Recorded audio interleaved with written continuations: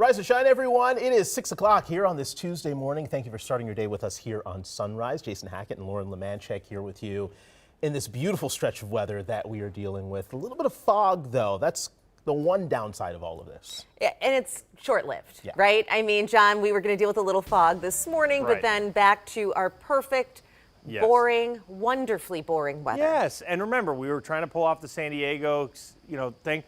California gets marine layer fog. So it is the same deal. We're just being California this week. We have a couple mornings with fog. Otherwise, the afternoons all look absolutely spectacular. Now, this could slow you down here this morning. Dense fog advisories until 10 o'clock this morning. Again, remember, the sun comes up now after 7.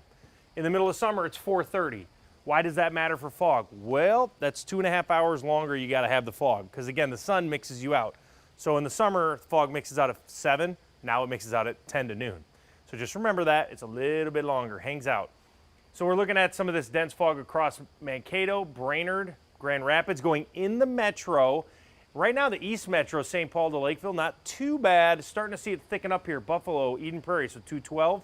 Coming up here at the Fish Hatch split, and then over towards Maple Lake. And St. Cloud right now is at 4. So we'll keep an eye on this. It's been getting a little worse, to be honest with you, as we go throughout the show. How's it look out there, CT?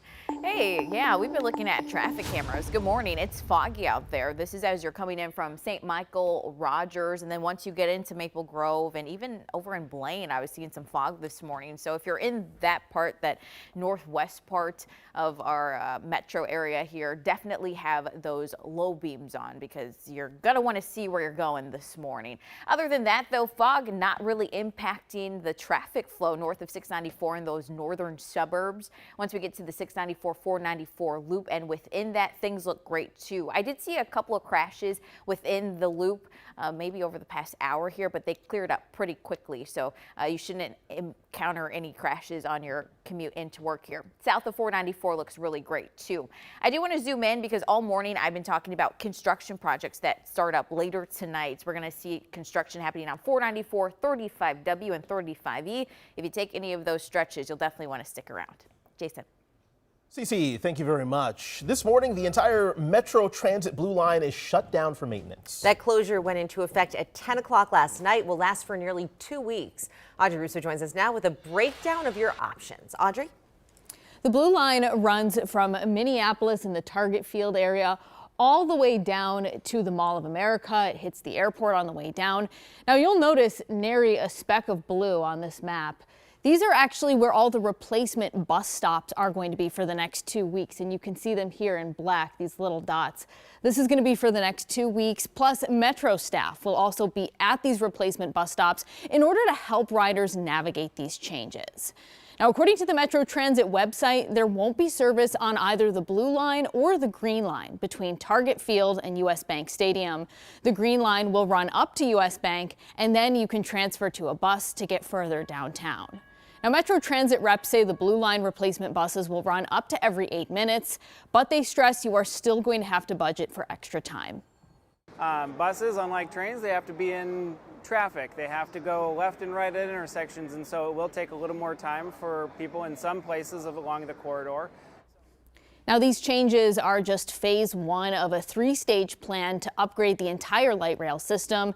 Be forewarned, you are also going to have to pay $2 to ride these replacement buses. Back to you. Inconvenient, but seemingly necessary to get things back up to snuff here. Audrey, thank you very much. Well, this morning, the Turning Point USA Tour is getting ready to head out east for its next stop at Virginia Tech. That's after the conservative organization swung by the University of Minnesota last evening. The organization was founded by the late Charlie Kirk as a way to reach young people and spread conservative politics. Kirk was shot and killed while speaking at a university in Utah nearly 2 weeks ago. Yesterday's event at Northrop Memorial in Minneapolis featured conservative commentator Michael Knowles, who took center stage in Kirk's absence. Students who stood in line for hours saying they were inspired by Kirk's words. Charlie was someone who made me so interested about politics from when I was a junior in high school. I'm hoping to see people come together after all of this. But protesters outside of the event said Kirk's words inspired division and hate. We are not ready to accept hate in our country as the standard. And the fact that there's so many people ready to be here and hear this message and celebrate it, it's terrifying. So that protest remained peaceful and no violence or altercations have been reported. The Turning Point event was hosted by the University of Minnesota Turning Point chapter, and it was not university sponsored. The time now is 6:05. We have a sad update this morning on a house fire in North Mankato. Fire officials tell us a girl rescued from that home has now died. The 12-year-old girl and her mother were both airlifted to the Twin Cities after the fire early Friday morning. The girl's mother was treated for smoke inhalation and has since been released. Investigators are still trying to figure out what caused that fire, but they say they believe it was an accident. And a St. Paul woman is behind bars this morning for allegedly driving drunk and causing a crash that killed her 1-year-old son. Charges say Rachel Palaquin's blood alcohol level was more than twice the legal limit when she lost control of her car Saturday night and rolled into a ditch along Highway 36 in Maplewood. Crews pulled her 1-year-old son from under the car and he died at the scene. 2 other kids and another adult in the car were not hurt. On time now, 6:06. In just a few hours, former State Senator Nicole Mitchell finds out if she's heading to jail. A jury convicted her of felony burglary this summer for breaking into her stepmother's home. Michelle Beck's in the newsroom with what we can expect in court. Michelle? Well, good morning, guys. We are looking ahead to 9 a.m. in Becker County Court, where Nicole Mitchell's fate hangs in the balance. Her sentence could be at least 6 months in a jail or workhouse, or it could be something less severe if the defense gets what it asked for. In July, a jury found the former state senator guilty of breaking into her stepmother's home. That's for 2 felony counts, burglary and possessing burglary tools. Mitchell testified she wasn't trying to take anything, but wanted to check overnight on her stepmother, who has Alzheimer's. As we now know, that argument didn't come out on top. Her attorney saying they lost the case because of what Mitchell said on body camera recordings. The night of the break-in, she told police she was there to take back sentimental things like her late father's ashes. Mitchell was arrested April of last year, and it wasn't until 2 months ago, after she was found guilty, that the DFL state senator officially resigned. We'll learn in November who'll fill her seat. Jason. All right, Michelle Beck reporting from our newsroom. Thank you.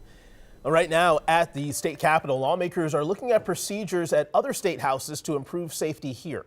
The Capitol Safety Advisory Committee met yesterday for the second time since 2 Minnesota lawmakers and their spouses were shot at their homes. They reviewed a report showing Minnesota is one of just 9 capitals that doesn't have metal detectors. It also is one of a few states where guns aren't prohibited in the Capitol. Well, doctors in the U.S. are now being told not to prescribe Tylenol to pregnant women after an announcement from President Trump claiming the pain reliever could be linked to autism. For years, doctors have recommended Tylenol as one of the safest painkillers during pregnancy. Trump, however, argues it should only be taken if it's absolutely necessary. So ideally, you don't take it at all, but if you can't tough it out, if there's a problem, you're going to end up doing it. Many experts say there's conflicting research on any link between acetaminophen and autism. The American College of Obstetricians and Gynecologists called the administration's statements irresponsible and confusing and not backed by any reputable studies. The makers of Tylenol say they have not found a credible link in more than a decade of research. This morning, we're also expecting changes to who can get a COVID-19 shot in Minnesota this fall. This comes after the CDC voted to drop the recommendation for most healthy adults to get vaccinated. Minnesota now plans to defy that federal guidance to make sure anyone who wants the vaccine can still get it. Yesterday, the state health department issued an order allowing pharmacists to give the shot, legally protecting them from disobeying federal guidelines. I think that what Minnesotans need to know is that there hasn't been any change in the safety of the vaccine that would warrant more caution. And we want to be sure that people have access to it. The full recommendation will become final if it's cleared by the CDC acting director.